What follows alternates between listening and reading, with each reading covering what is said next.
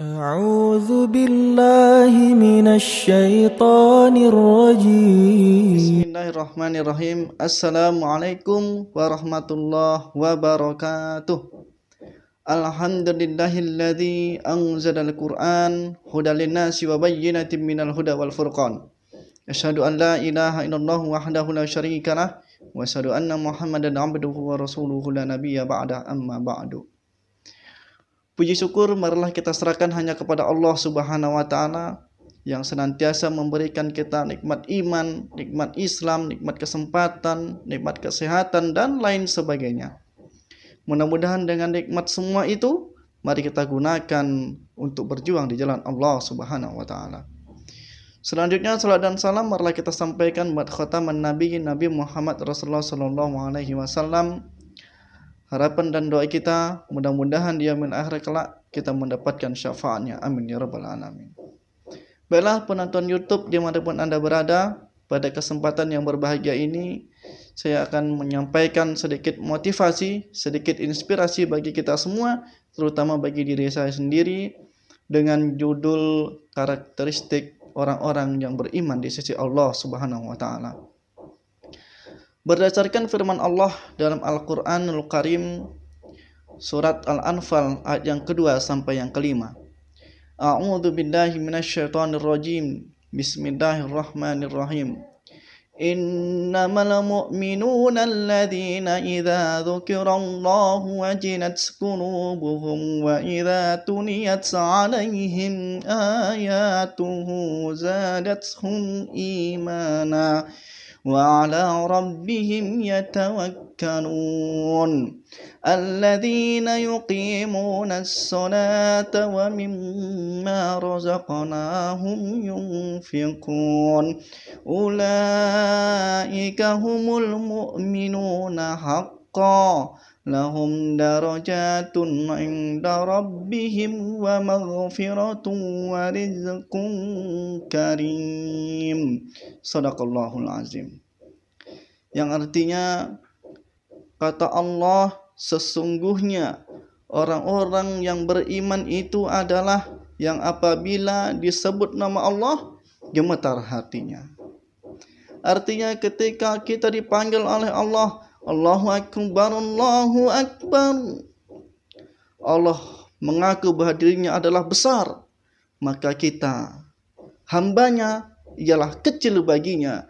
Maka ketika kita dipanggil oleh Allah, maka segeralah datang, segeralah menuju kepada Allah, sehingga ada respon pada diri kita bahwa kita ini adalah hambanya. Ketika disebut namanya, maka ada respon positif yang ada pada diri kita untuk senantiasa takut kepada Allah Subhanahu wa taala, takut terhadap dosa-dosa yang telah banyak yang ada pada diri kita, maka bersegeralah kepadanya. Hayya 'alal falah, segeralah menuju kepada kemenangan. Allah sudah sediakan kemenangan. Ayo mari sama-sama kita untuk menuju ke jalannya. Itu yang pertama.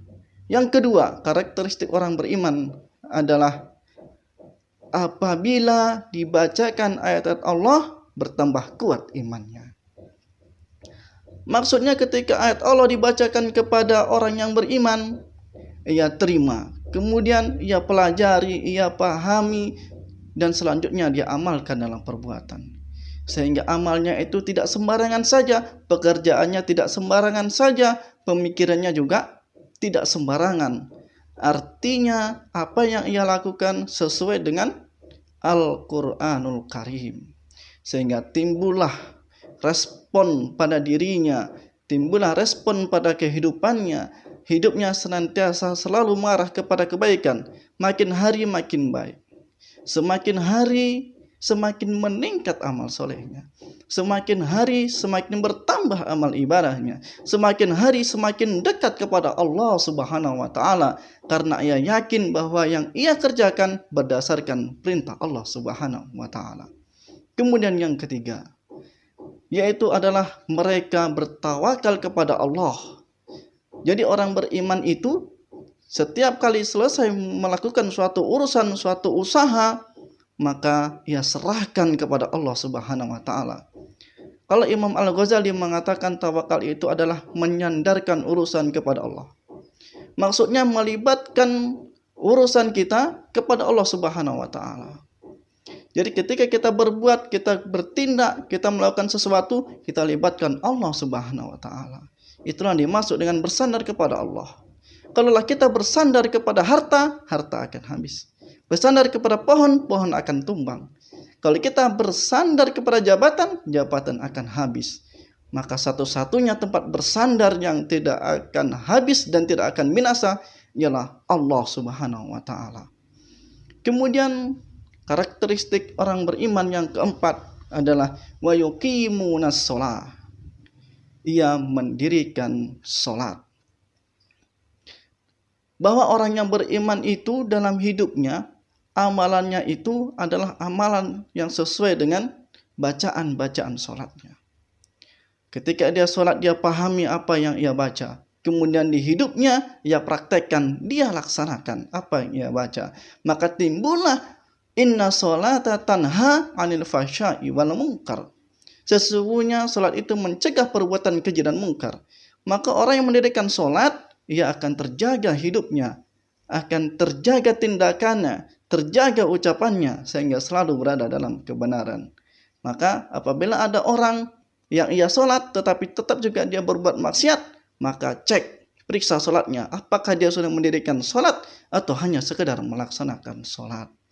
Maka orang yang beriman itu selalu menyerahkan dirinya kepada Allah dengan sifat la haula wala quwata illa billahil aliyil azim. Bahwa tidak ada kekuatan, tidak ada daya dan upaya, melainkan semua itu atas izin dari Allah. Maka sebenarnya kita ini milik Allah dan akan kembali kepada Allah. Maka mohonlah perlindungan kepada Allah dengan salat. Kemudian yang kelima, wa mimma razaqnahum yunfikun. Mereka menginfakkan sebagian rezeki yang datangnya dari Allah. Mereka berikan rezeki yang datangnya dari Allah itu kepada fakir miskin, anak yatim, dan lain sebagainya. Karena mereka tahu bahwa pada dasarnya harta mereka adalah harta yang mereka infakkan di jalan Allah, bukan harta yang ia pakai. Kalau harta yang ia pakai akan habis, akan binasa. Tetapi harta yang sebenarnya yang kita miliki adalah harta yang kita infakkan di jalan Allah Subhanahu wa taala. Apa balasan orang-orang yang menginfakkan hartanya di jalan Allah Subhanahu wa taala? Berfirman dalam Al-Qur'an surat Al-Baqarah ayat 261. Bismillahirrahmanirrahim.